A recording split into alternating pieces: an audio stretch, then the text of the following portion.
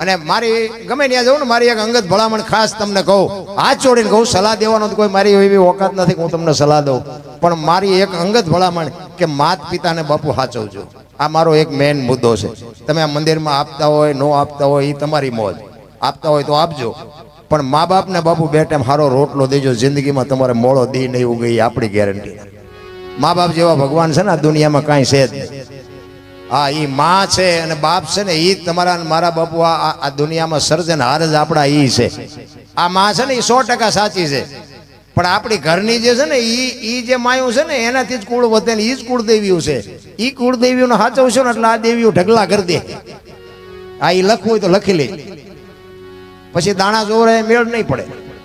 હા, અમારે ત્યાં આગળ એ હાલ્યું છે. તમે જુઓ તો તતણ દીએ વારો નથી આવતો દાણા જોવરાવવાનો. કરોડપતિ દીકરા દાણા જોવરાવે. બોલ કે અમને શું નડતું હોય છે? તમે કર્યા હોય તમને ન ખબર હોય, બધાને ખબર હોય પણ બોલી શકતા નથી.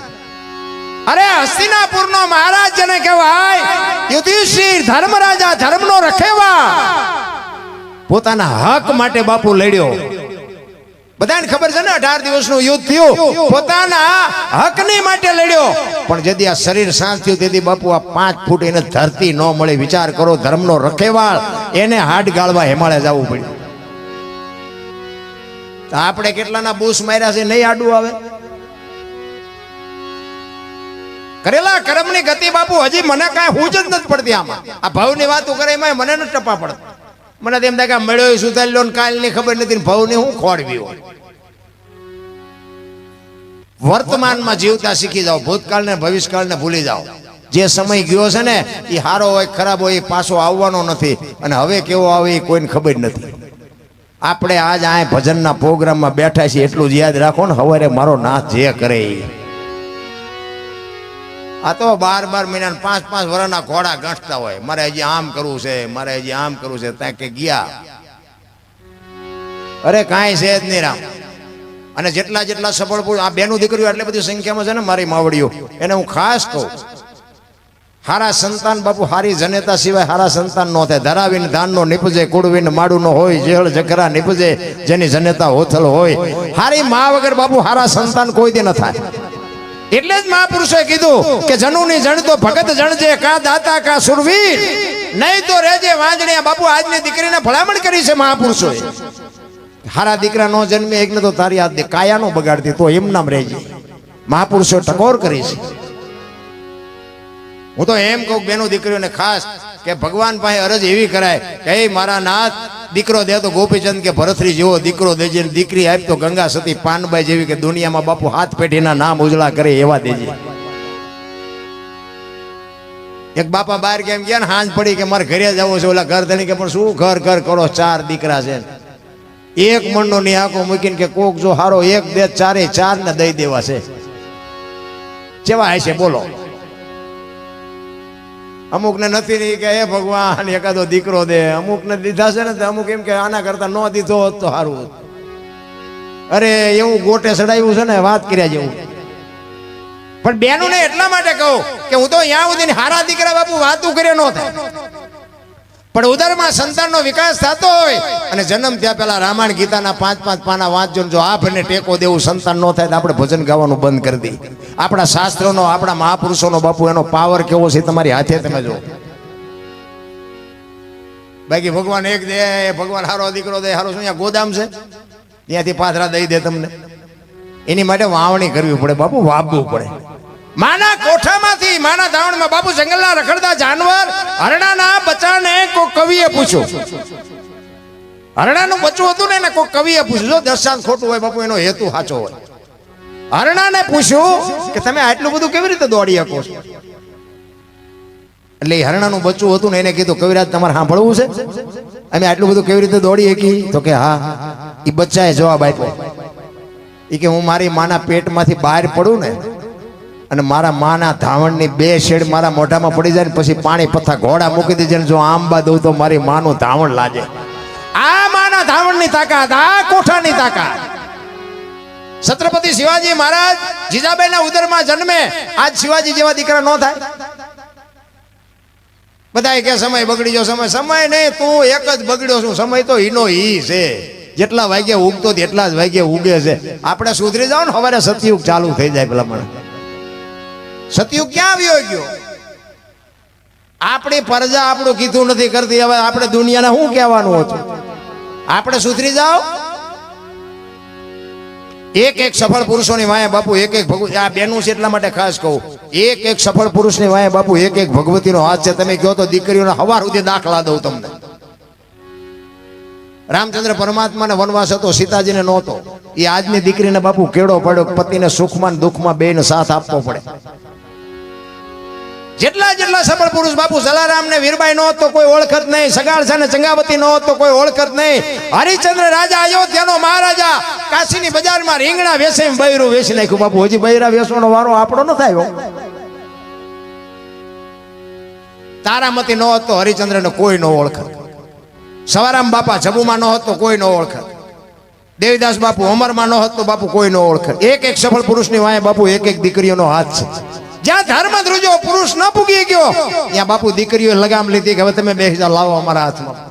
આ રણચંડી બને ને, હું તો એમ કહું કે આપણા ઘરમાં હોય ને એ તો મા બાપની આબરૂ હાચવવા, બાકી એ ધારે ને કે તારું પાણી નથી ભરવું બાપુ કટકા કરો નાખો તો ન ભરે. આ એક શક્તિ છે, સમજી લેજો. એ તો બાપુ ચારે બાજુથી આબરૂ એને ઘોંકા મારતી હોય એટલે બાપુ બધું વેઠીને પડી રહે. તમે બે દી બહાર ગામ જાઓ ને કે હાલો ઘરે પણ તમને કોઈ ન રાખે, ઘર જ રાખે. પારકા પોતાના કરે ને બાપુ ઈ દીકરી. હું તો એમ કહું જે તમારા મારા બાઇકમાં હોય ને બાપુ એને હાચવી લેજો. ઘરની વાત ઘરમાં રખાય. પછી કોકના બંગલા જોઈને ઝૂંપડા બાળવા ન મડાય. પછી ઓલે નથી અમુક એસટી સ્ટેન્ડમાં જે બહાર ગામ જવાનું હોય કે સારી લક્ઝરી આવે ને પછી જઈશું. સારી લક્ઝરી રામાં પછી ડમ્ફરિયા વ્યા જાય, પછી સકડામાં બેન જાય. હવે ભાઈ જે મળે એમાં બેસી જાય ને બાપા. હારી ગાડીઓ ગોતતા હોય છે પણ એ આ ઘડિયાળમાં જોતા જ નથી કે હવે ડોસીઓ બધી વહી જઈ. હવે ડમ્ફરિયા નહીં જડે.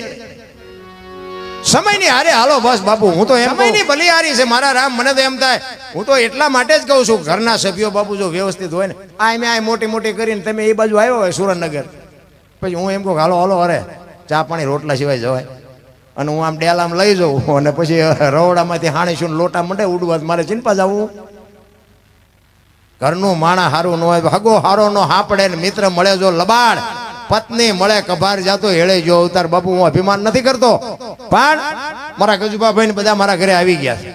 હું હોય ને તમને આવકાર આપું ને એ બહુ મોટી વાત ન કહેવાય, પણ આપણી ગેરહાજરી હોય ને કીધું કોક દીક મહેમાન થાય. મારા જો આવડા ટાબરિયા તમને જે માતાજી ન કરે મારા ભજનમાં ધૂળ પડી ભલા મારા. એ પહેલા આપણે પાડવા પડે. એમ નામ કોઈ નથી બાપુ દુનિયામાં સાંભળતું. અહીંયા અમને આમ તમે હાથની હથેળીમાં રાખો ને વાહ વાહ બાપુ કરતા હોય, ત્યાં ઘરે જઈને મારે બકાલું સુધારવું પડતું હોય તો મારે કેવા હબાકા કેવા આવે મને. અરે હારું માણા ન હોય તો જીવવાની મજા ન આવે રામ. અને તમારી બાપુ ગમે આ દુનિયામાં વાહ થતી હોય ને તમારું ઘરનું માણા જ તમને વાહ કરાવે.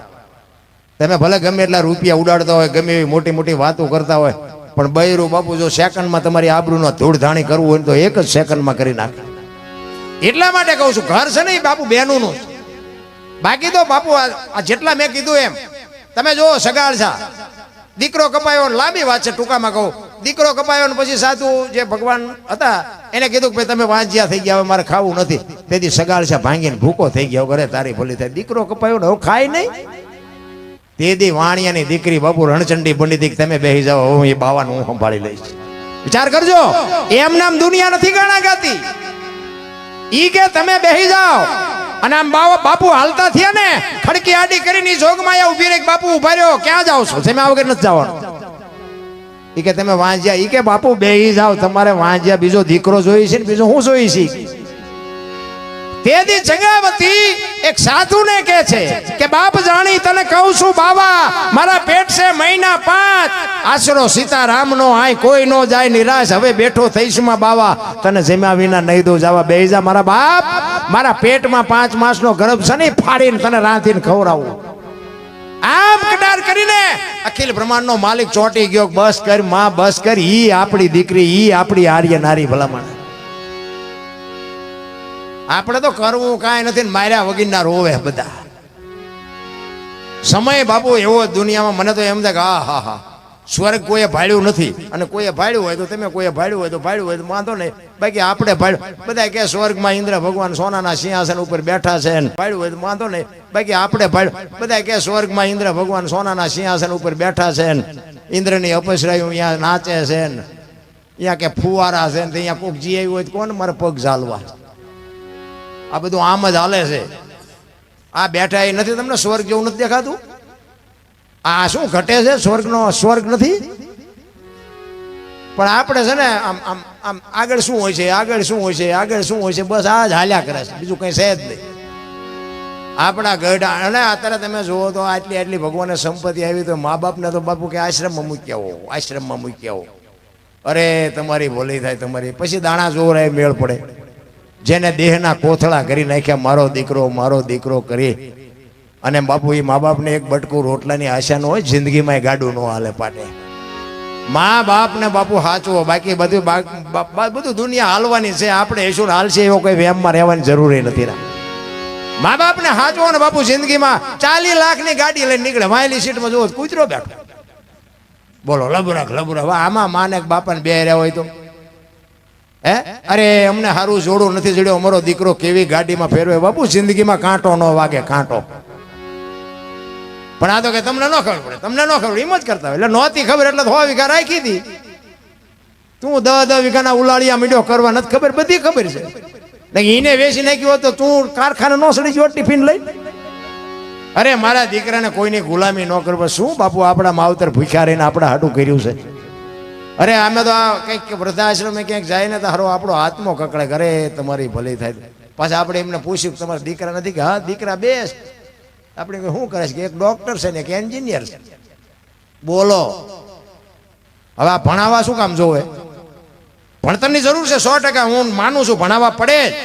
પણ નકરું ભણતરનો બાપુ ખોટી વાત છે. ભેગું ગણતર નહીં હોય ને તો રોટલા વગીરના જ રહેવાના. આ નકરું જ ભણતર આવ્યું. નકર મને તો એમ થાય કે બાપુ શું સમય આવ્યો છે રામ. તમે આમ દિલ્હી ને કલકત્તાથી જઈને આવો, હાજે આવું હોય ઘરે આંટો મારીને આવતા રહ્યો. આપણા ગઢ ટાંટિયા તોડીને મરી ગયા.